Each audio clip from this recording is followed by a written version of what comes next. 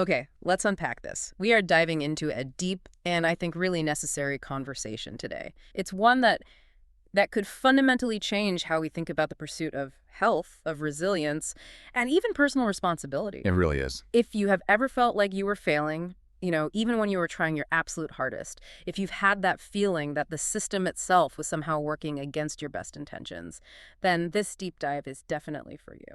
That's exactly right. Today, our focus is entirely on a stack of sources that were shared by a listener, and they're all about a crucial distinction.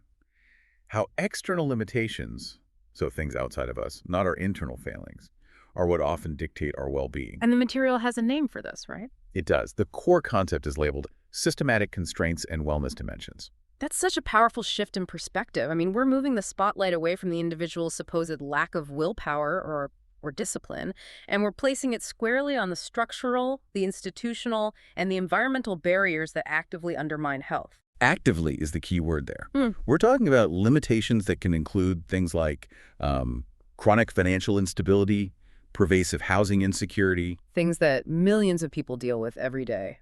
Exactly. Or, on another level, the rigid institutional protocols that can govern daily life.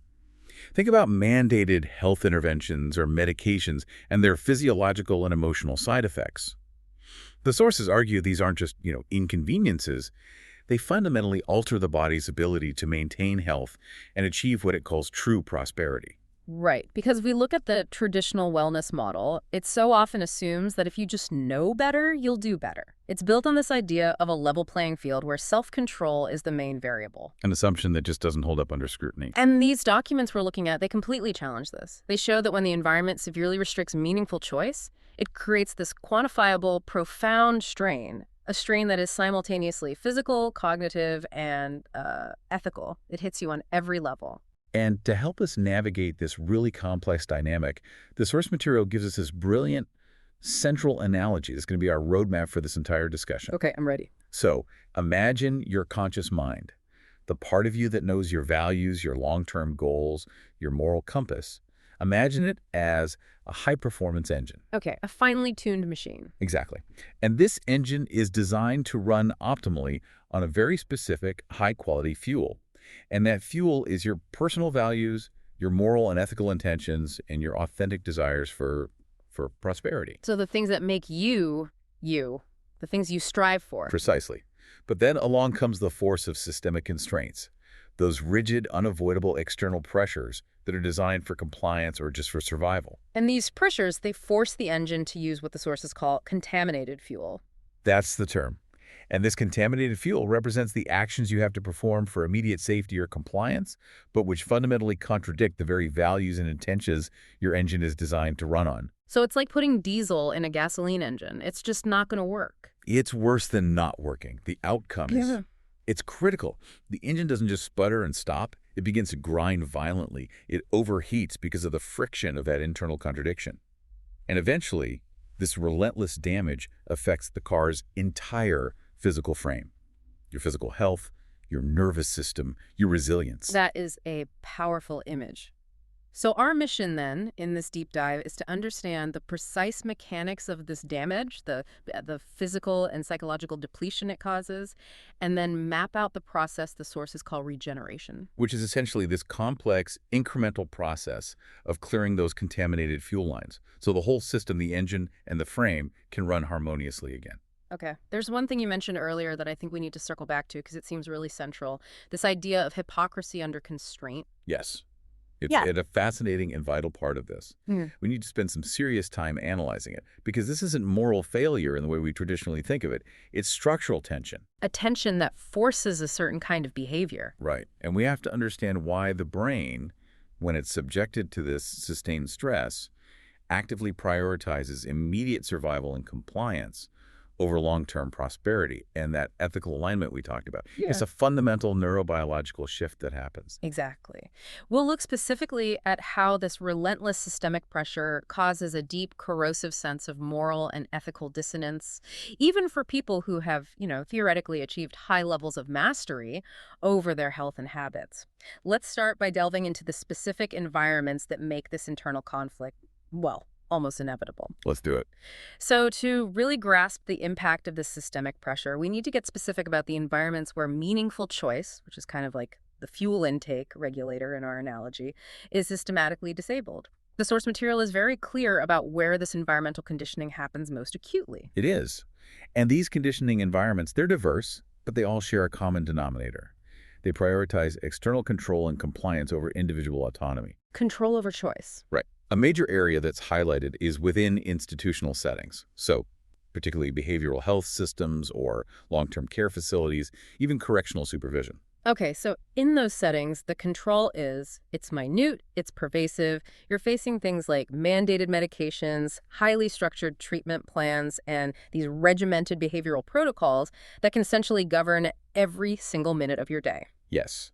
And when your life is run by a calendar that isn't yours, or where medications are enforced regardless of severe side effects, or where even just the timing of your meals is completely non-negotiable, well, your capacity for basic self-determination is already severely compromised. And I think it's important for you, the listener, to understand the cumulative effect here. It's not about just one rule that's annoying. No, it's the convergence of all these rigid rules. It's the whole system. For example, you can't prioritize sleep when the system mandates an early wake-up time for a group activity, regardless of how your medication makes you feel. You can't prioritize your nutritional wellness when the institutional menu is literally the only option you have. It becomes fundamentally impossible to prioritize long-term wellness when you lack that primary control over your own body, your schedule, and your immediate environment. It's a constant uphill battle against the structure itself. I wonder, though, if we can pause here for a moment because, doesn't structure, particularly in therapeutic or correctional settings, serve a necessary purpose? I mean, for safety, for stability, or even for therapeutic compliance. How does the source reconcile the need for some structure with this goal of agency? That's a really critical question, and the sources don't dismiss the need for safety or stability at all. They're not arguing for chaos. Instead, they frame the issue as one of necessary versus arbitrary constraint. Okay, that's a key distinction. What's Yeah. the difference? Necessary constraint prevents harm to oneself or to others. It's about safety. Arbitrary constraint, on the other hand, things like controlling access to a phone when it poses no threat, or mandating a rigid schedule when flexibility is perfectly safe, that is what actively depletes the individual. That's the contaminated fuel. Precisely. The material argues that the most effective systems must maximize flexible choice within the bounds of safety, precisely because that flexibility is the high-quality fuel for recovery. That distinction is so key, maximizing choice within safety. But these institutional settings, they're not the only place this happens. The sources also point to these massive socioeconomic constraints that create the same pressure cooker effect, just maybe more subtly. Oh, absolutely. Chronic financial instability and severe housing insecurity are massive structural constraints. When you are constantly worried about eviction or you're trying to figure out how to afford your next meal, every single decision you make is a survival calculation. It's not a wellness-driven one. There's no room for long-term thinking. None. If a person is working 2, maybe 3 minimum wage jobs just to afford rent, they simply do not have the time, the energy, or the money to source fresh food, prepare healthy meals from scratch, or engage in meaningful exercise. So that means they're forced to choose cheap, calorie-dense, low-nutrient food. Not because they don't know better, but simply because it keeps them functional long enough to survive the next shift at work. That choice is the contaminated fuel. It's driven entirely by systemic financial pressure. And this leads us directly to the core issue the sources raise, the suppression of self-realization. The stifling of the self. Exactly. If the environment forces a person into these specific compliance-driven behaviors, whether it's institutional compliance or socioeconomic survival, their capacity to enact their authentic goals, to pursue their talents, or to engage in meaningful, values-aligned work is inherently deeply hindered. And the internal conflict that this generates must be intense. The person recognizes their needs, their desires, their own potential, but they feel completely blocked by the external system. They know what the high-quality fuel is. They can't access the pump. And this constant contradiction, this gap between knowledge and action, leads to profound stress and the erosion of well-being over time. So to make this idea, which can feel a bit abstract, more concrete for you listening, the source material uses a really powerful, highly specific example. It calls it dietary mastery as a mirror of agency. Yes, And this isn't just about food. It's a proxy for all self-control and executive function. I really appreciate the focus on this example because dietary control is so often held up as the gold standard of personal discipline, right? The thinking goes, if you can control what you eat, you can control anything. And the sources actually confirm that mastery of diet, which means, regulating portions, timing meals strategically, ensuring nutritional quality, is a truly complex cognitive task. It requires far more than simple physical discipline. It requires a highly functioning executive function. That's the core of it. Can you elaborate on that? What is the high-level cognitive work that's being done when someone actually achieves this dietary mastery? Sure. First, it demands a high degree of self-awareness. You have to know how your body reacts to different inputs, what fuels you, what drains you. Second, it reflects high-level moral reasoning, because you are consciously reflecting on choices and their consequences, the long-term health impact versus the immediate impulse for, say, a sugary snack. So it's future-oriented thinking. Very much so. And third, it demands self-regulation that's aligned with those long-term goals.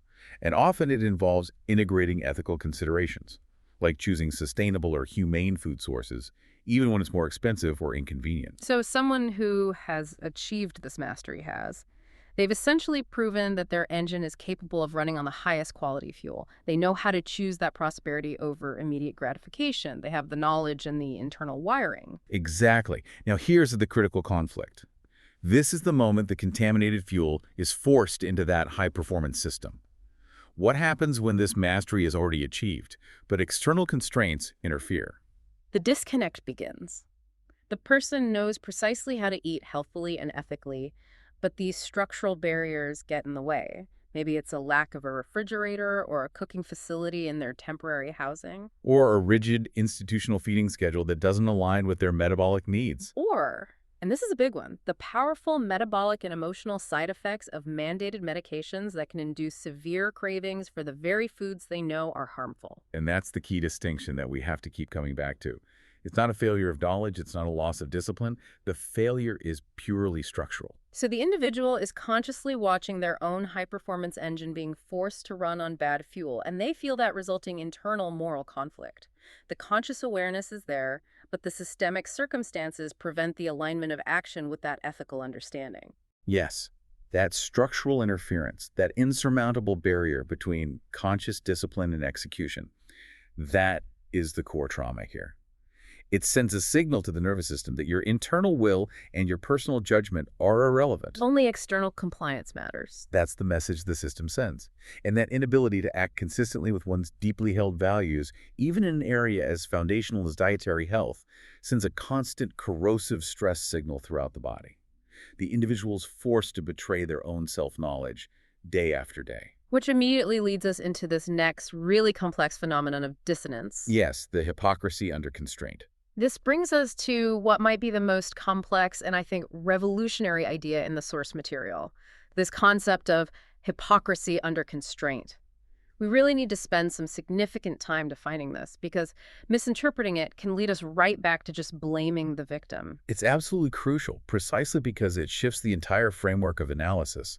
The sources are extremely careful to define this as something fundamentally distinct from traditional moral failure. So this is not hypocrisy that's born from laziness or ignorance or a simple inability to achieve that mastery we were just talking about. Not at all. It's a tension that results directly from conscious awareness clashing with external suppression.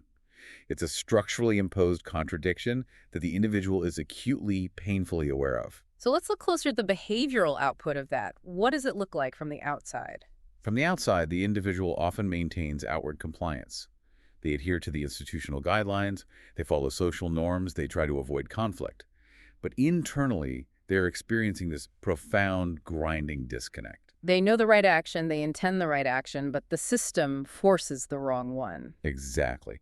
Let's go back to our dietary mastery example. The person is forced to eat the sugary, processed, institutional dessert. Why? Maybe to avoid a confrontation with staff, or perhaps to access some small necessary privilege later on.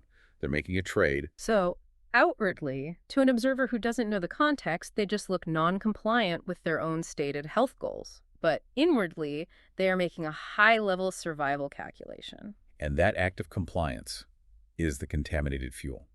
It masks an intense internal contradiction. The sources clarify that this dissonance is morally and psychologically significant because the conscious self recognizes the proper course of action, but the circumstances prevent it.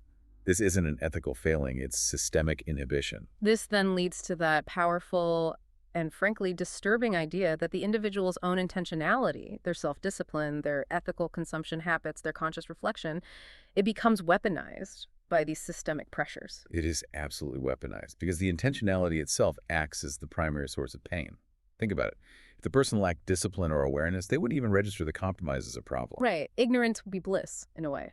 But because they are masters of their domain, their conscious self is agonizingly aware of every single deviation they are forced to make simply to survive within the system. Their own knowledge is used against them, creating that internal friction. So their survival adaptations, those small acts of compliance, the choices of convenience over a deeply held value, they masquerade as moral alignment to the outside world, yet internally they are felt as a continuous damaging ethical compromise. The high-performance engine is consciously aware of every moment the low-grade fuel is flowing through it. It feels the grind. And this internal contradiction, this grinding, it does far more than just cause guilt. The sources are very explicit here. This sustained fight depletes multiple critical systems simultaneously. We're talking physical, cognitive, and moral or ethical resources. It taxes the body, the brain, and the spirit all at once. A total system overload. Let's delve into the specifics of that simultaneous depletion. Let's start with the physiological effects. What does this chronic internal contradiction, this engine constantly grinding, do to the physical frame of the car? The body reads this sustained misalignment, this lack of agency, as chronic, inescapable stress. Physiologically, this triggers the HPA axis, the central stress response system, relentlessly. So a constant alarm bell is ringing. A constant alarm. Stress hormones, primarily cortisol, increase and they remain elevated. This causes severe metabolic and digestive disruptions. High cortisol shifts the body into fat storage mode, it impairs insulin sensitivity, and it contributes to systemic inflammation. So this is like the engine's radiator constantly overheating. The body is always in high alert, fight or flight mode. Exactly. It's a car alarm that you cannot shut off. This constant activation leads to what the sources term an undermining of resilience and an increased susceptibility to all kinds of illness. The chronic effort of just suppressing one's true values in favor of compliance is literally wearing the body down at a cellular level. And this leads to a phrase in the documents that really jumps out at me. Shortening of perceived lifespan. We need to clarify what the source material means by that. Is this just a subjective feeling of time accelerating under stress, or is it a measurable biological effect? It's the latter. It's rooted in the measurable biological toll. When the sources refer to the shortening of perceived lifespan, they are referencing the scientific concept of allostatic load. Okay, can you break that down? Allostatic load is essentially the accumulated biological wear and tear on the body caused by chronic stress. High and sustained allostatic load accelerates the processes of biological aging, it reduces your physiological reserves, and it essentially shortens the healthy, functional lifespan of the organism. So the body is literally aging faster because it is constantly fighting a threat that it cannot defeat or escape. That is the mechanism. It is profound. It moves this from a purely psychological complaint to a tangible physical injury being caused by the system itself. Okay, so that's the physical. What about the cognitive effects? If the brain is so preoccupied with managing this profound dissonance, this internal contradiction, what happens to our ability to think? High-level cognitive function suffers dramatically.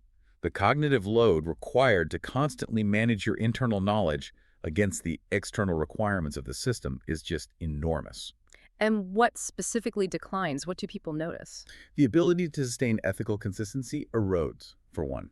This is because the cognitive resources needed for long-term planning, for complex problem-solving, for impulse control, all of which are housed in the prefrontal cortex, are being diverted to immediate crisis management and compliance adherence. So when you're mentally exhausted by that internal conflict, you just default to the easiest, most compliant choice, even if you know it's harmful in the long run? You don't have the bandwidth for anything else. And this, of course, spirals directly into the psychological effects, these sort of self-inflicted damage of this internal contradiction. The guilt and the anxiety. Intense, corrosive guilt, deep, pervasive anxiety, and severely diminished self-efficacy. Because they know what they should do, they know they can do it under autonomous circumstances, but the system prevents it. Over time, this can lead to what is essentially identity fragmentation, a painful disconnect from one's authentic self. So let's bring it back to the moral standpoint then, to be crystal clear.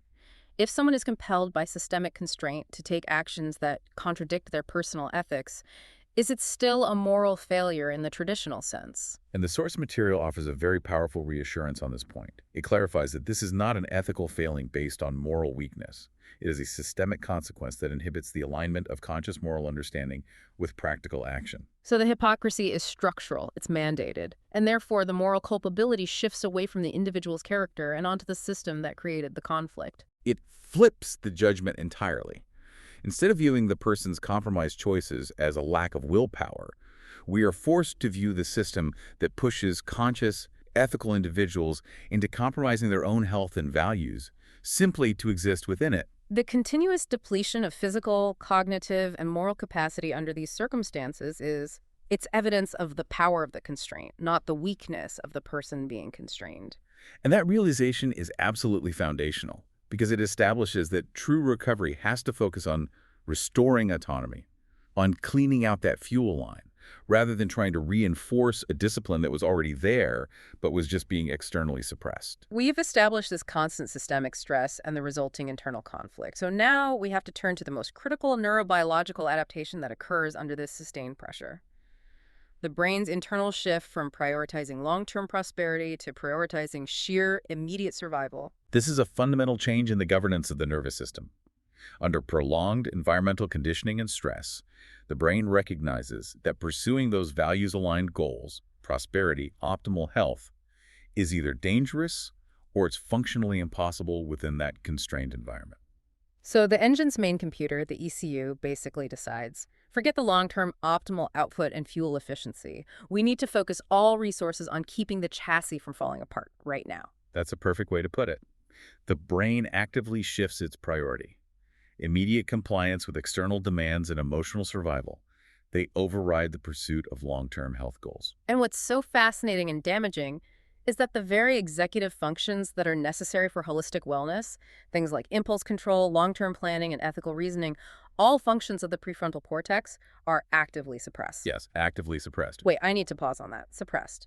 The brain actively turns down the volume on the parts of itself that are smart and forward-thinking and self-controlled. Why on earth would it do that? It's a resource allocation problem. The PFC, the prefrontal cortex, is resource intensive.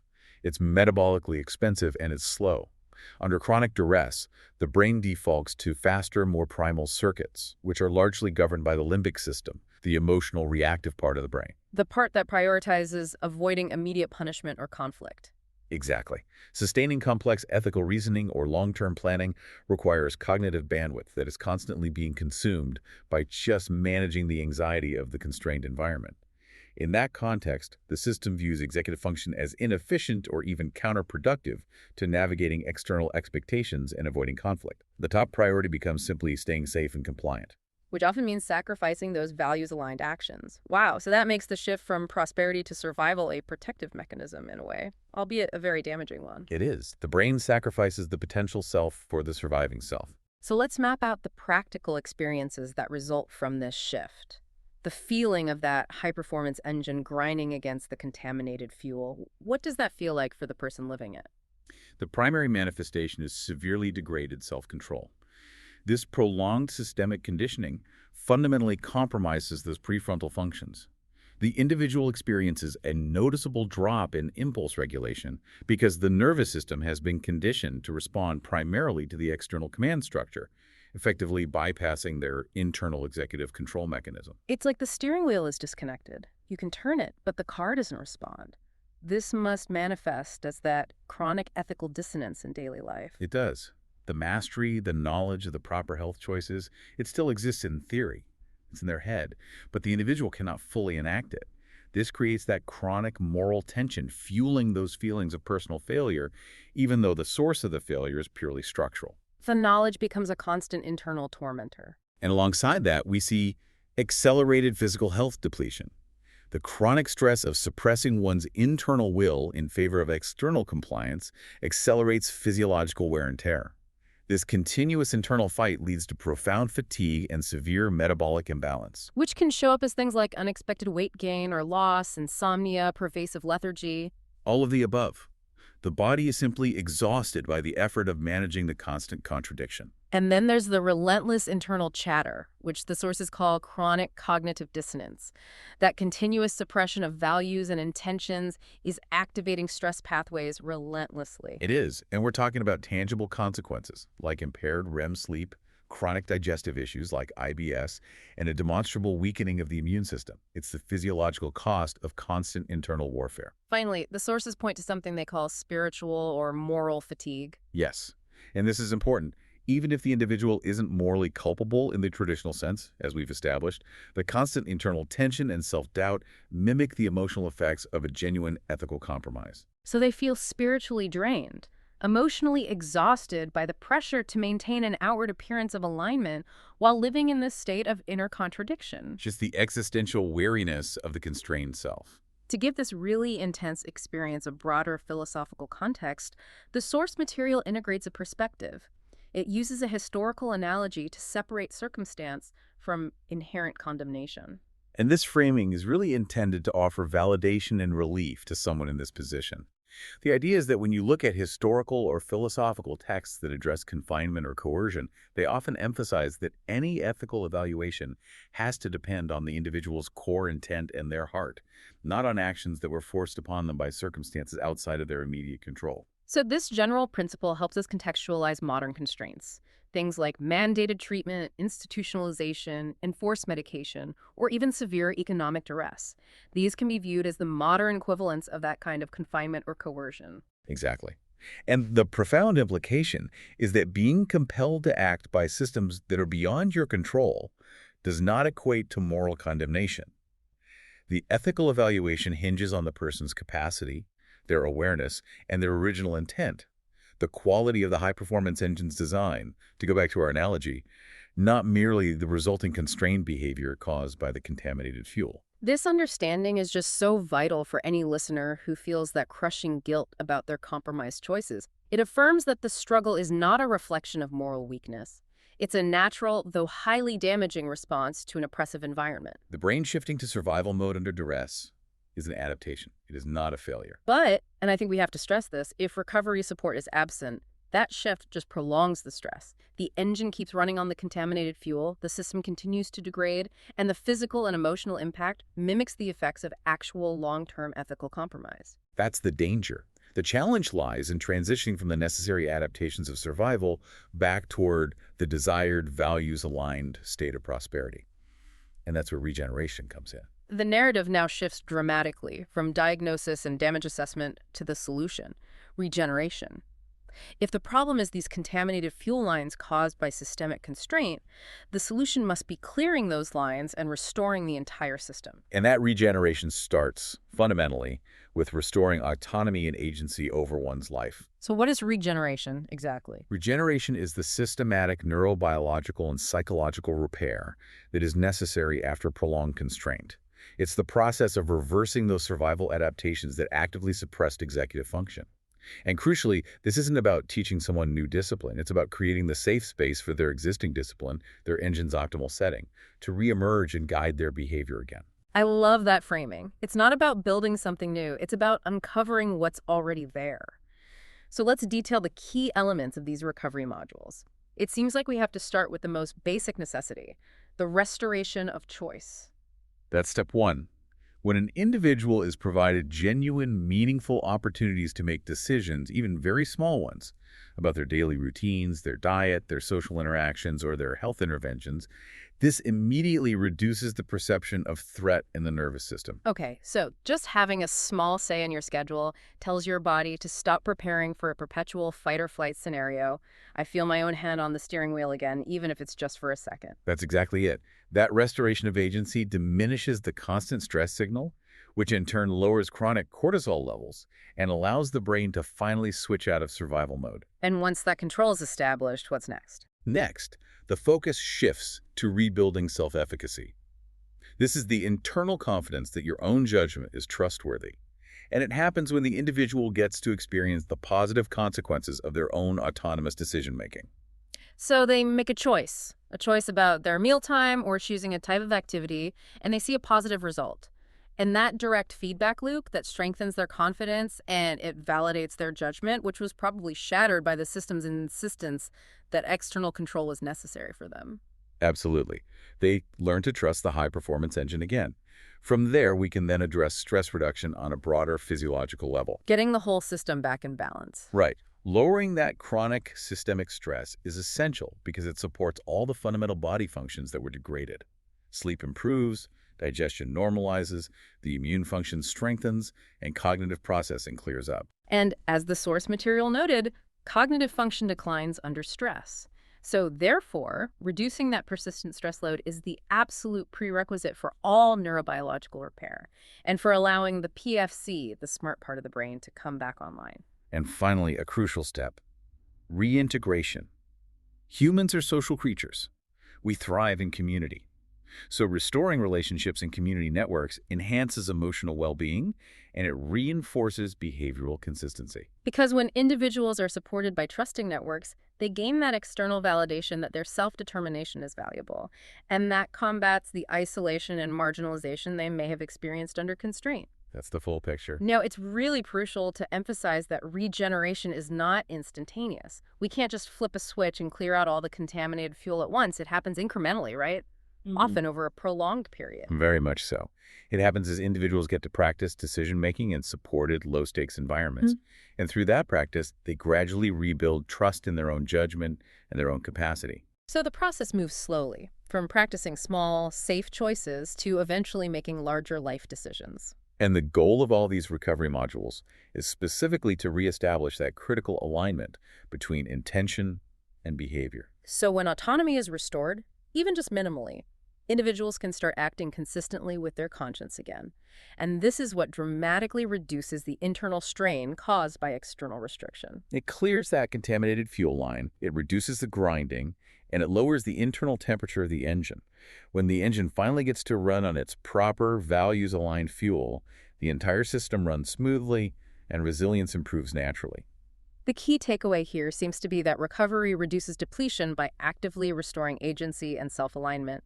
And conversely, a failure to provide those recovery opportunities just prolongs the physiological and psychological stress, trapping the individual in that damaging cycle of internal conflict. And accelerating that physical wear and tear we talked about. Okay, let's translate these findings into practical comprehension components for you, the listener, depending on your role, whether you're a peer, a professional, or a family member. We need to be specific here to make this as actionable as possible. Okay, so for peers and consumers who are navigating these systems, the primary message is one of validation and self-compassion. Please recognize that the tension you feel between your intention and your behavior under systemic constraints is normal. This is not moral failure. It is not an inherent weakness. Oh, you're resilient for surviving, not failing for adapting. Exactly. And celebrate every tiny incremental gain in autonomy. Choosing your own snack. Deciding when to take a 5-minute rest. These small acts are powerful evidence that the fuel lines are clearing. And for the professionals listening, people working in behavioral health, social work, or related fields, the directive from these sources is very clear.